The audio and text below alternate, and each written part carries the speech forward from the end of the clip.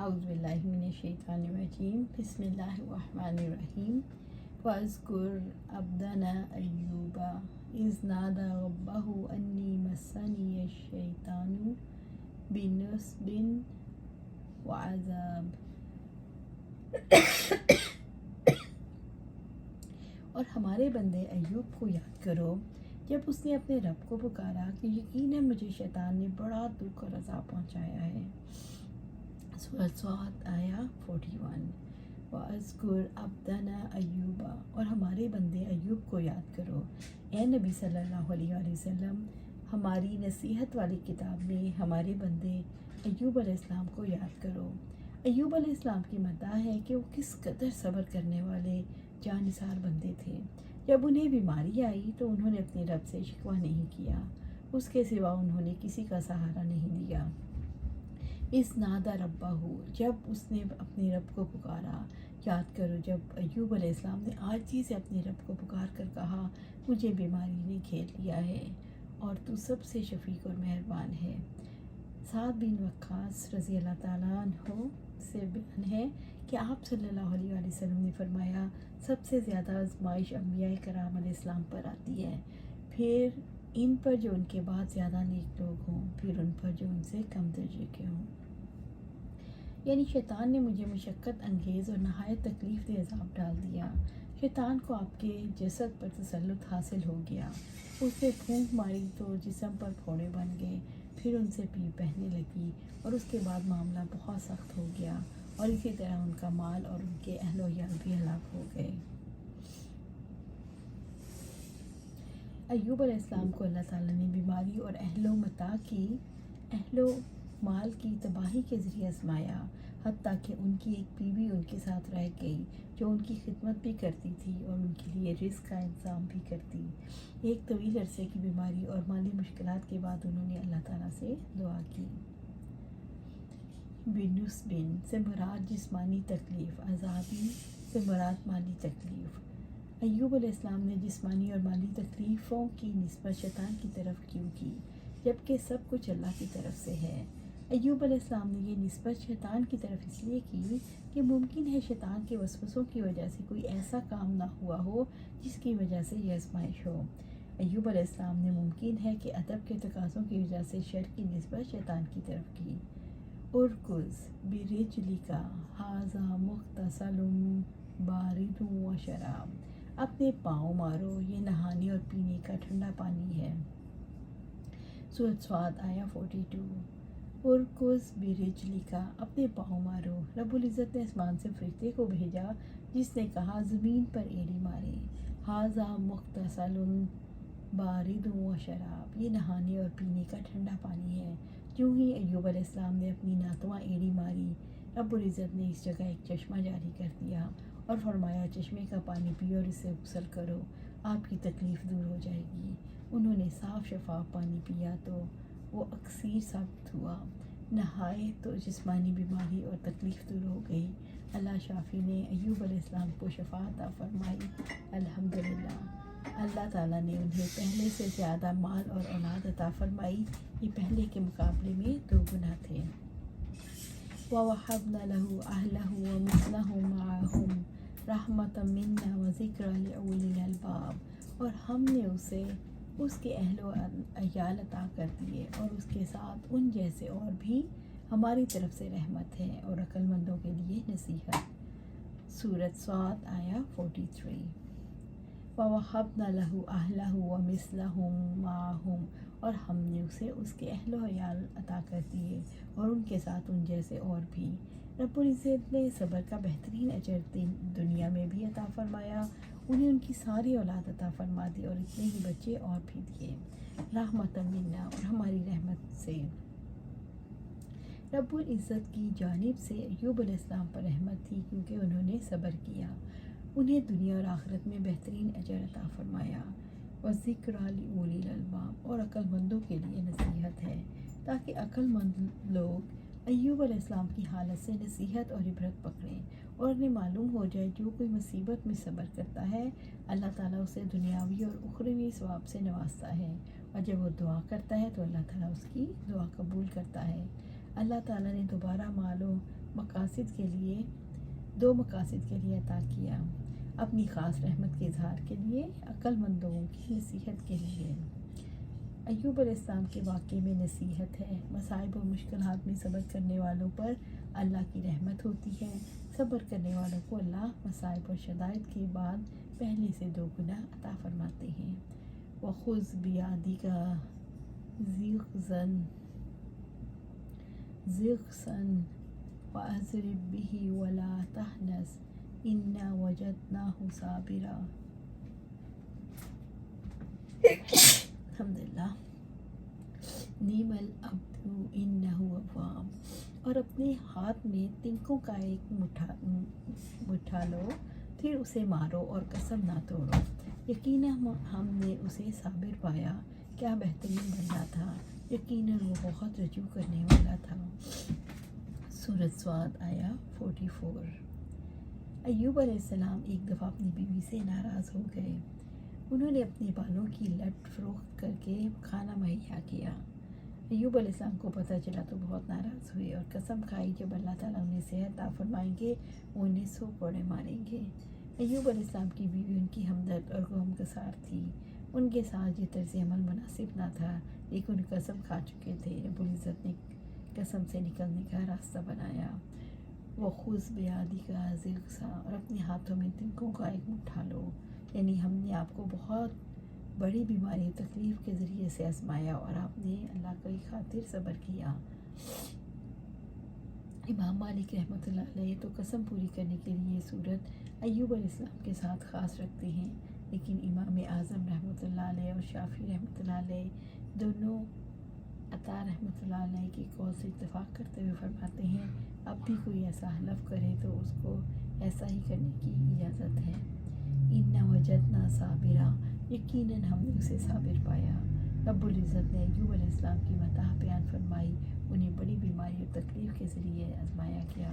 उन्होंने अल्लाह की खातिर सब्र कर लिया, ना जज़ा व क़ज़ा किया, ना शिकवा। नेमल अब, क्या बेहतरीन बंदा था। रब्बुल इज़्ज़त ने अलैहिस्सलाम को सना बयान की। खुशहाली और बदहाली में, तंदुरुस्ती और बीमारी में, खुशी और मुसीबत में अबूदियत के मरातिब की तकमील करने वाले थे। इन्नहु अव्वाब। यकीनन वो बहुत रजू करने वाला था, यानी आप अलैहिस्सलाम अपनी दीनी और दुनियावी मतालिब के लिए अल्लाह ताला की तरफ बहुत ज़्यादा रजू करने वाले, अपने रब का बहुत ज़्यादा ज़िक्र करने वाले, उसको बहुत ज़्यादा पुकारने वाले, उससे मोहब्बत और उसकी इबादत करने वाले थे। अल्लाह सुब्हानहू व तआला अय्यूब अलैहिस्सलाम के बारे में फरमाते हैं, साबिर बंदे थे, बहुत अच्छे बंदे थे, अल्लाह की तरफ रजू करने वाले थे। व अज़कुर इबादना इब्राहीम व इसहाक व याकूब उलिल ऐदी वल अब्सार। और हमारे बंदों इब्राहीम, इसहाक और याकूब को याद करो, जो क़ुव्वत अमल रखने वाले और बसीरत रखने वाले थे। सूरत स्वाद आया 45। अज़कुर इबादना इब्राहीम व इसहाक व याकूब। और हमारे बंदों इब्राहीम और इसहाक अलैहिस्सलाम और याकूब को याद करो। रब्बुल इज़्ज़त ने नेक और इबादत गुजार साबिर अंबिया को याद करने का हुक्म दिया। उन्होंने अल्लाह ताला को कसरत से याद किया, उनकी इबादत को खालिस किया। इब्राहीम अलैहिस्सलाम खलील हैं, इसहाक अलैहिस्सलाम इब्राहीम के बेटे और याकूब अलैहिस्सलाम उनके पोते हैं। उलिल ऐदी वल अब्सार, जो क़ुव्वत रखने वाले और बसीरत रखने वाले थे, यानी अल्लाह ताला की इबादत और उसकी अताअत की बड़ी क़ुव्वत रखते थे और बसीरत वाले और अकल वाले थे। क़ुव्वत अमल रखने वाले और बसीरत रखने से मुराद वो अल्लाह की इबादत में बड़ी क़ुव्वत रखने वाले थे। इससे मुराद है कि वो आला बसीरत में बड़ी क़ुव्वत रखते थे। ये वो लोग हैं जो नुसरत दीन में क़ुव्वत रखते थे। अल-ऐदी से मुराद अगर नाम हो तो इससे मुराद ऐसे लोग हैं जिन पर अल्लाह ताला का ख़ास काम है। ये लोग एहसान करने वाले हैं। इन्ना अखलसनाहुम बिखालिसातिन ज़िक्रद्दार। यकीनन हमने उन्हें ख़ास सिफ़त के साथ मुंतखब किया जो असल घर की याद है। सूरत स्वाद आया 46। इन्ना अखलसनाहुम बिखालिसा। यकीनन हमने उन्हें ख़ास सिफ़त के साथ मुंतखब किया। रब्बुल इज़्ज़त ने फरमाया, हमने उन्हें खालिस सिफ़त के साथ ख़ास ज़िक्र किया। ज़िक्रद्दार, जो असल घर की याद है। آخرت کی یاد ہے، یعنی ہم نے آخرت کی یاد ان کے دلوں میں جاگزی کر دی. عمل صالح کو ان کے وقت کا مصرف، اخلاص اور مراقبے کو ان کا دائمی بس بنا دیا. ہم نے ان کو اس طرح آخرت کی یاد بنا دیا کہ نصیحت پکڑنے والا ان کے احوال سے نصیحت اور عبرت حاصل کرنے والا عبرت حاصل کرتا، اور یہ بہترین طریقے سے اللہ تعالیٰ کا ذکر کرتے. آخرت کی یاد سے مراد ہے آخرت کا معاملہ ہر وقت ان کے تصور میں رہتا تھا. ہر وقت آخرت کے معاملے میں جینا تقویٰ کی بنیاد ہے. آخرت کی یاد کے لیے چنے ہوئے لوگ انسانوں کو آخرت کے لیے بلاتے ہیں. وَإِنَّهُمْ عِندَنَا لَمِنَ الْمُصْطَفَيْنَ الْأَخْيَارِ، اور بلا شبہ ہمارے نزدیک یقیناً بہترین برگزیدہ بندوں میں سے تھے. سورۃ صاد آیا 47. وَإِنَّهُمْ عِندَنَا لَمِنَ الْمُصْطَفَيْنَ الْأَخْيَارِ، اور بلا شبہ وہ ہمارے نزدیک یقیناً بہترین برگزیدہ بندوں میں سے تھے، یعنی ہم نے انہیں بہترین مخلوق میں سے چن لیا. وہ اللہ کے ولی بہترین اور چنے ہوئے ہیں. اللہ تعالیٰ نے ان لوگوں کے بارے میں فرمایا چنے ہوئے لوگ تھے، بڑے برگزیدہ بڑے خاص لوگ تھے. اللہ تعالیٰ نے برگزیدہ بہترین قرار دے کر ان کا تعارف یوں کروایا کہ اللہ تعالیٰ نے صفات اس لیے سامنے رکھی ہیں تاکہ لوگ اس کو نمونہ بنائیں. وَأَذْكُرْ إِسْمَاعِيلَ وَالْيَسَعَ وَذَا الْكِفْلِ وَكُلٌّ مِّنَ الْأَخْيَارِ، اور اسماعیل اور یسع اور ذوالکفل کو یاد کرو، اور وہ سب بہترین لوگوں میں سے تھے. سورۃ صاد آیا 48. وَأَذْكُرْ إِسْمَاعِيلَ وَالْيَسَعَ وَذَا الْكِفْلِ، اور اسماعیل اور یاسع اور ذوالکفل کو یاد کرو. رب العزت نے نیک لوگوں کو یاد کرنے کا حکم دیا. اسماعیل علیہ السلام تو معروف ہیں اور ان کا ذکر قرآن میں بہت جگہ آیا ہے. الجسی سید الیاس علیہ السلام کے نائب اور خلیفہ تھے. ان کا سلسلہ نسب چوتھی پشت پر جا کر یوسف علیہ السلام سے جا ملتا ہے. بعد میں آپ کو نبوت بھی عطا ہوئی. آپ کا حلقہ تبلیغ شام کا علاقہ تھا، اور ذوالکفل ان کے خلیفہ کا لقب ہے، نام نہیں. اور ذوالکفل کا معنی صاحب نصیب ہے. آپ کا نام بشیر اور ایوب علیہ السلام کے بیٹے تھے. الجسی کے خلیفہ تھے، بعد میں نبی ہوئے. شام کا علاقہ ہی آپ کی تبلیغ کا مرکز رہا. امال کا شاہ وقت بنی اسرائیل کا سخت دشمن تھا.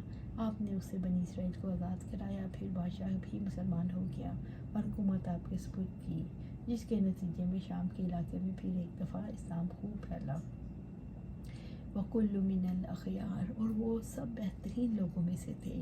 رب العزت نے انبیاء کی مدح فرمائی کہ وہ بہترین اخلاق اور عمل صالح کے حامل چنے ہوئے نیک لوگ تھے. یعنی انبیاء کرام کو احسن طریقے سے یاد کیجئے اور بہترین طریقے سے ان کی مدح و ثنا کیجئے، کیونکہ یہ سب سے بہترین لوگ ہیں اور جن کو اللہ نے مخلوق میں سے چن لیا. ان کو کامل ترین احوال، بہترین اعمال اور اخلاق، قابل تعریف اوصاف اور درست خصائص کا حامل بنایا. ھذا ذکر وَإِنَّ لِلْمُتَّقِينَ لَحُسْنَ مَآب، اور یہ ایک نصیحت ہے اور یقیناً متقیوں کے لیے بہترین ٹھکانہ ہے. سورۃ صاد آیا 49. ھذا ذکر، یہ ایک نصیحت ہے، یعنی انبیاء اور مرسلین خوش نصیب ہستیاں ہیں. ان کے اوصاف کا تذکرہ نصیحت ہے. اس نصیحت کرنے والے قرآن کریم میں تاکہ ان کے احوال سے نصیحت حاصل کرنے والے نصیحت حاصل کریں، اقتداء کرنے والے ان کے اوصاف حمیدہ کی پیروی کے مشتاق ہو اور ان کی اوصاف ذکیہ اور ثناء حسن کی معرفت حاصل ہو، جن سے اللہ تعالیٰ نے ان کو سرفراز فرمایا. وَإِنَّ لِلْمُتَّقِينَ، اور یقیناً متقیوں کے لیے، یعنی تمام مومنین اور مومنات کے لیے جو تقویٰ کی صفت سے متصف ہیں، جو اللہ تعالیٰ سے ثواب کی امید رکھ کر اس کی اطاعت کرتے ہیں اور اس کے عذاب کے خوف سے اس کے نواہی سے رکتے ہیں. لحسن مآب، بہترین ٹھکانہ ہے، ان کے لوٹ جانے کی بہترین جگہ، جہاں وہ موت کے بعد جائیں گے. وہاں ان کے لیے ایسی نعمتیں ہیں جنہیں نہ آنکھوں نے دیکھا، نہ کانوں نے سنا، نہ کسی کے حاشیہ خیال میں آئی. پرہیزگاروں کے لیے اللہ تعالیٰ کے ہاں اچھا مقام ہے. جنات عدن مفتحات لہم الابواب، ان ہمیشہ کے باغات ہیں جن کے دروازے ان کے لیے پورے کھلے ہوں گے. جنات عدن، ہمیشہ کے باغات ہیں ہمیشہ سرسبز و شاداب رہنے والے سدا بہار باغات، ادخلوا بسلام ذالک یوم الخلود، سورۃ کاف میں اللہ سبحانہ تعالیٰ فرماتے ہیں ان سے کہا جائے گا جنت میں سلامتی کے ساتھ داخل ہو جاؤ، یہی اپنی زندگی کا دن ہے۔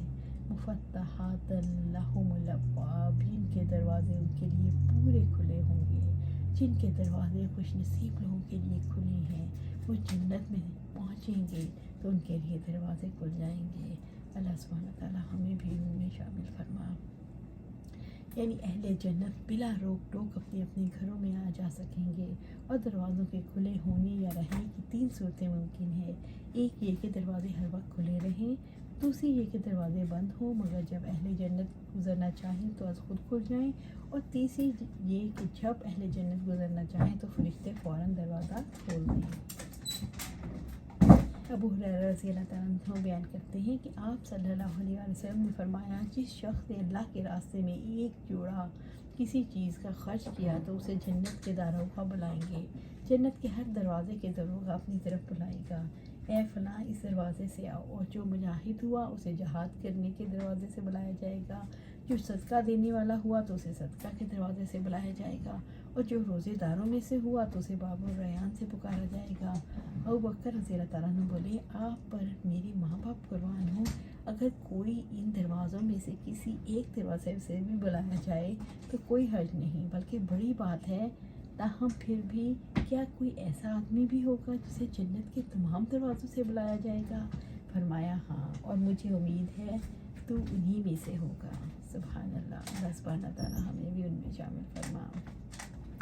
پرہیزگاروں کے لیے جنت کی 2 خصوصیات بیان کی گئیں، جنت عدن یعنی ہمیشہ کی جنت، اس کے دروازے کھلے ہیں، ان کے استقبال کے لیے جنت تیار ہے۔ اللہ سبحانہ تعالیٰ سے دعا ہے کہ ہمیں قرآن و سنت پر عمل کرنے کی توفیق دے اور ہمیں سیدھی راہ پر چلا اور چلاتے ہوئے ہمیں جنت